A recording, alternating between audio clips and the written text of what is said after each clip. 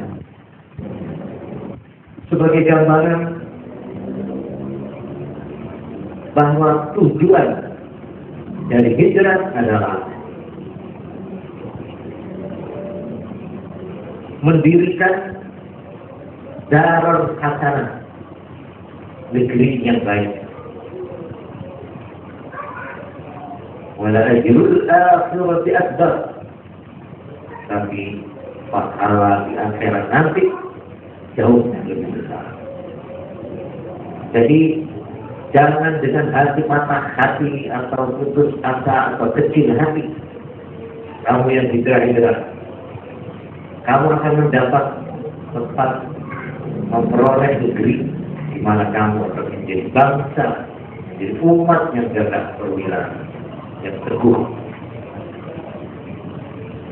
Ini lalu bawwi annahu fid dunya hasanah. Ini sasaran tujuan daripada itu. Jadi bukan hanya membongkar, menjebol, tapi sekaligus membangun darul hasanah, membangun negara yang aman untuk memenangkan agama, untuk memenangkan nilai-nilai moral, untuk memenangkan nilai-nilai rohani, nilai-nilai ketuhanan, untuk memenangkan ajaran Allah, menjamin kebebasan beragama, menjamin hak-hak berbangsa. Dan dinyatakan kemarin bahwa dengan hijrah ini maka terbuka zaman baru di mana Nabi dan orang-orang Islam merasa bebas, merasa aman untuk menyembah Tuhannya, untuk melaksanakan syariat, untuk melaksanakan ajaran-ajaran agamanya. Yang ketiga, kemarin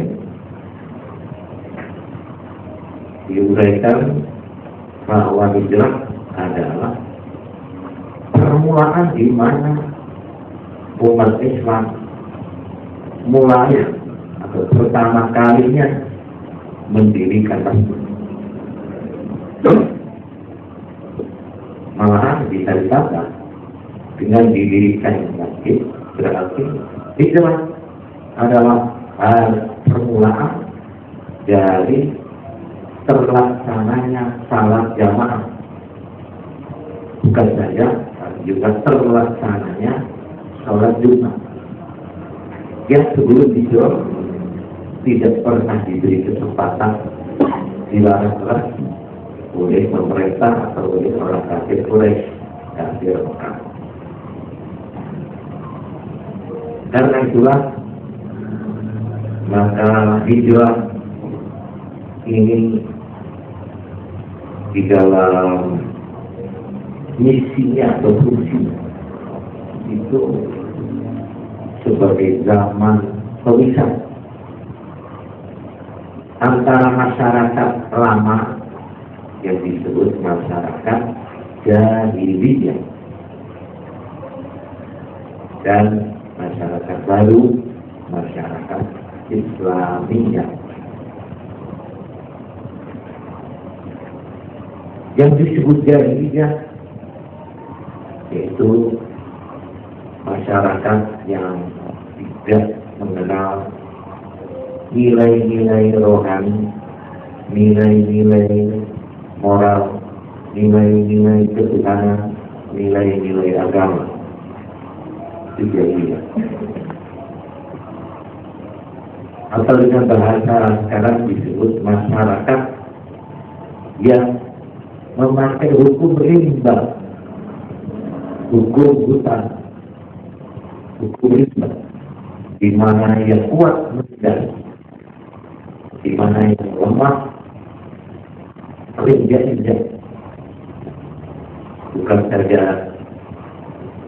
hak-hak asasinya, tapi juga sering diinjak-injak hak hidupnya, fisiknya disiksa tanpa pengadilan. Maka hukum rimba. Jadi hukum rimba itu disebut masyarakat jahiliyah. Oleh karena itu, hijrah di dalam sejarahnya, sebenarnya tepat apabila disebut sebagai revolusi, suatu revolusi yang mendasarkan, yang menimbulkan perubahan, bukan saja perubahan, tapi menimbulkan perubahan, gelombang. Kalau mesin yang mobil itu, ini turun mesin, jadi bongkar pasang. Jadi revolusi yang menjebol segala pohonnya, menjebol pohon seakar-akarnya.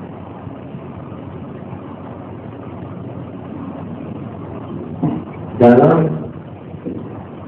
konteks, dalam rangka hijrah Nabi dan pengikut-pengikutnya umat Islam, ini hijrah telah menjebol akar-akar jahiliyah.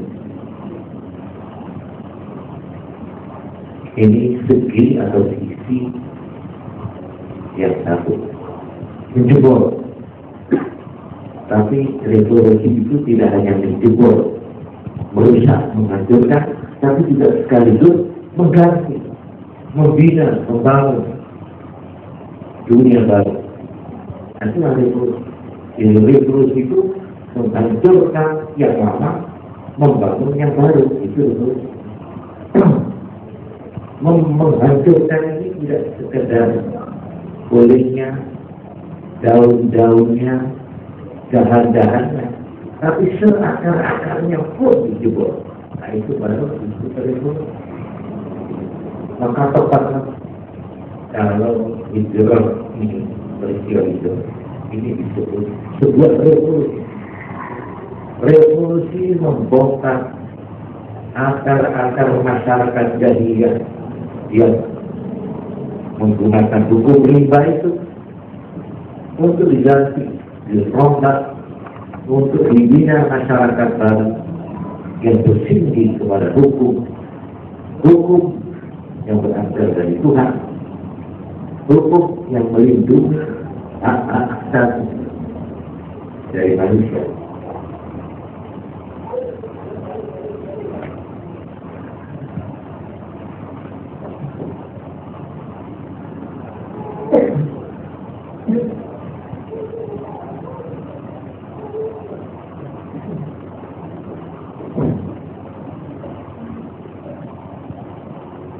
Jadi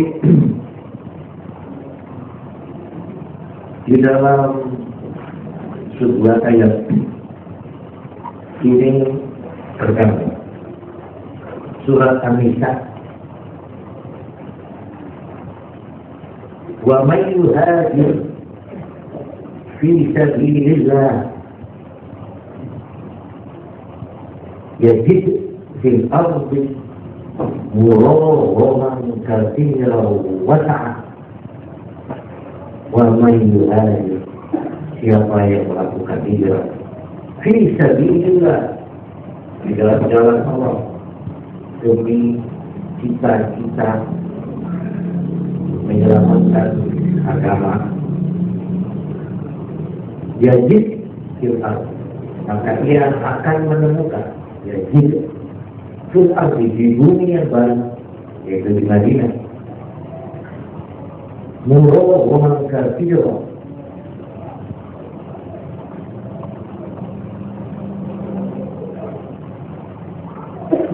tempat hijrahnya banyak. Muraghman ini artinya jalan untuk mempertahankan diri, jalan atau tempat untuk menghadapi serangan pihak musuh. Muraghman berasal kata Roma, roh itu menunduk ke lawan, memaksa lawan. Jadi orang yang hijrah kata Quran, maka ia akan menemukan di negeri baru murah katsira, tempat untuk mempertahankan prinsip, untuk mempertahankan agama, katsiran yang banyak, wasa'atan, sa'at itu rezeki yang luas, yang banyak, yang